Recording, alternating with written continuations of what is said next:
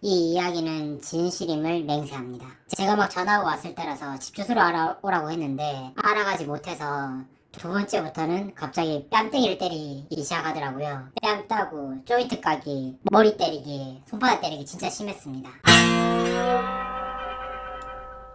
당신의 역사 세 번째. 서울 신림에 사는 유입니다. 초등학교 5학년 때니까 1996년도에 있었던 일입니다. 경북 모 지역에서 초등학교 다닐 때 겪은 일인데 그때 저를 때린 담임 선생님이 50대 좀 늙은 분이셨는데 제가 막 전화가 왔을 때라서 집 주소를 알아오라고 했는데 알아가지 못해서 두 번째부터는 갑자기 뺨때기를 때리기 시작하더라고요. 막 전화가 적응도 좀 힘든 상황인데 쓰러지면 밟기까지 하고 단순히 주소를 안 해왔다고 때렸어요? 너무 오래전 기억이라서 좀 가물가물하지만 제 기억에는 종이에 적어 왔는데 당시에 잘 못 외웠다고 해서 막 때리기 시작했습니다. 전화 오자마자 이미지 낙인되니까 평소 얌전한 성격인데 문제로 낙인 찍히게 됐습니다. 혼자 울고 있으면 그나마 좀 친해졌던 친구들이 화장실 가서 같이 위로해주고 괜찮다고 말도 해주고 했었습니다. 근데 저뿐만 아니라 특히 남학생 위주로 체벌이 심하게 됐는데 뺨 따고 조인트 까기, 머리 때리기, 손바닥 때리기 진짜 심했습니다. 그 정도면 반항하는 친구들은 없었나요? 당시 초등학교 5학년에 사춘기도 온 애들도 있고 해가지고 저항하는 애들도 많이 있었는데 선생님 몰래 떠드는 거라든지 뭐 선생님 혼자 짝다리 짚기라든지 문제를 아는데 억지로 푸는 척 하는 정도였습니다. 그럼 그렇게 하면 더 맞았을 것 같은데요. 기억에 나는 게 친구 한 명을 손바닥을 수십 대로 맞아가지고 피가 터질 때까지 맞았습니다. 그 친구도 엄청 아팠을 텐데 좀 저항하는 마음 때문에 참은 거죠.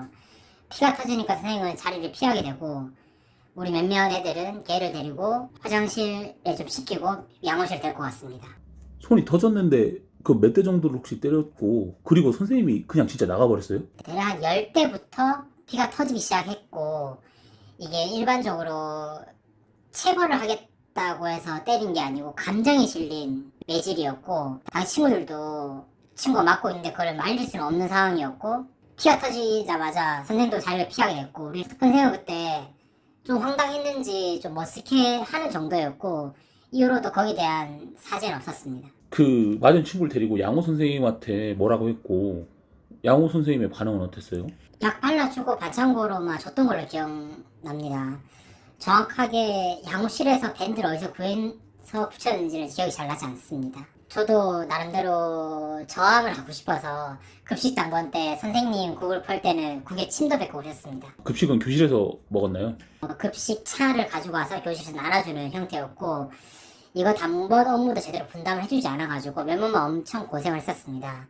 그래도 그게 나를 소심한 복수라고 생각해서 저항하는 방법 중에 하나였습니다. 지금 나이대의 심정으로 그 선생님한테 한마디 하자면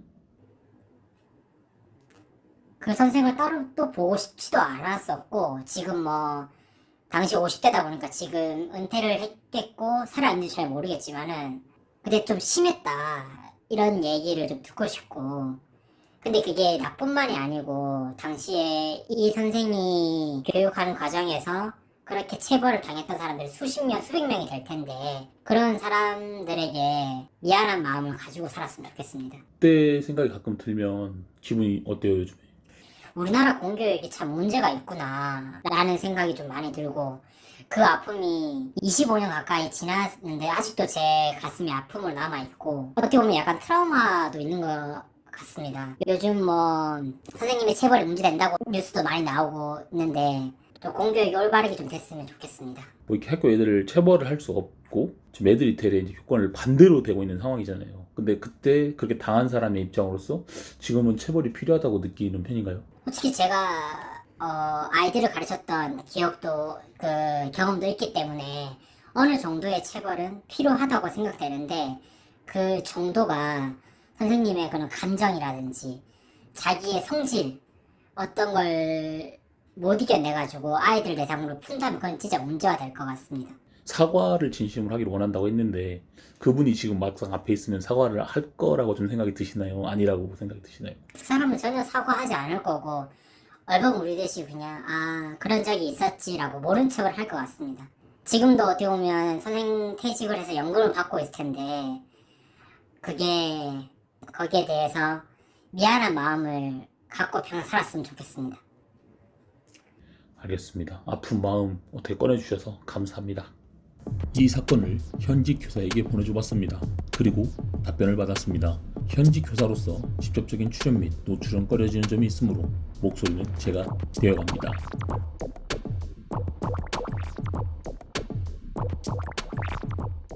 우선 교사로서 만감이 교차합니다. 비슷한 세대로서 비슷한 일을 겪었던 사람으로서 더구나 교직에 있는 사람으로서 해당 사건에 대해 평가하기가 매우 조심스럽고 마음이 무겁습니다. 이후 여하를 막론하고 그 선생님은 무조건 잘못한 것입니다. 초등학생으로서 충분히 있을 수 있는 실수를 저질렀음에도 문제를 접근하는 태도가 매우 비교육적이고 도덕적으로 온당하지 못했습니다. 다만 사건을 구체적 요소별로 접근해보면 단순한 분노를 넘어 교훈까지 가져갈 수 있다는 생각에 당시 상황을 최대한 개인적 감정을 배제하고 접근해봤습니다.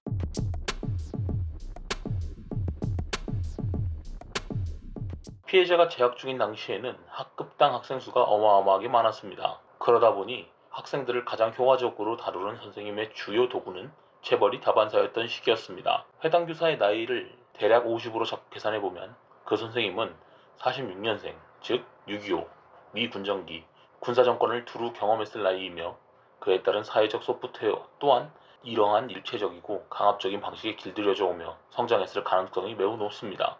즉, 이야기 속의 교사는 체벌의 가해자이자 시대의 피해자로도 보여집니다.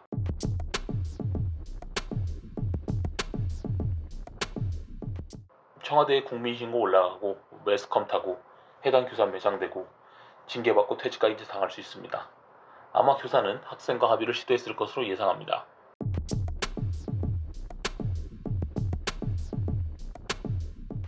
피해자의 진술을 들여다보면 교육 현장에 시사하는 바가 있다고 생각합니다. 이 진술을 보면서 조금은 영화 똥파리의 주제의식이 오버랩되어 보였습니다. 아마 피해자가 비슷한 시기를 겪어본 분들에게는 그렇게 낯설지만은 않은 이야기일 가능성이 큽니다. 그리고 그때의 학교 문화는 참 거칠었고 날 것 같았죠. 초등학교에서도 교실 내 싸움 서열이 있었고 힘이 강한 학생도 공부를 잘하는 학생은 건드리지 못하는 문화, 즉 사람들을 어떠한 형태로든 하드웨어와 소프트웨어로 나누어 줄을 세우는 문화가 있었고 어느 계열이건 낮은 위치에 속한 학생들은 피해자였습니다. 그러한 문화는 당시의 사회의 사고방식에서 기인한 것으로 보입니다. 따라서 교육의 방향성을 설정하는 데 있어서 교과 내용만 고민할 것이 아니라 이 교육 행위를 통해 우리 사회가 어떠한 소프트웨어 내지는 사상을 산출할 것인가 심각하게 고민해야 할 것 같습니다. 가장 중요한 건 교사의 사고방식은 학생들에게 전이됩니다. 교사의 사고방식은 학생들에게 전이됩니다.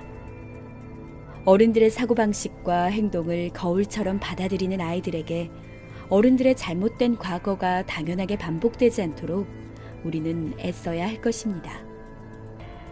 그리고 류모 씨처럼 오랜 시간이 흘러도 마음속에 지워지지 않는 상처는 누가 알아줄까요? 우리는 지금 당장 무엇을 바꿀 순 없습니다. 개인주의가 팽배하는 지금 한 걸음 더 나아가는 것은 바로 옆에 있는 당신의 친구, 가족, 지인들에게 더욱더 귀를 기울이고 보살펴야 할 때라고 당신의 역사는 주장하는 바입니다.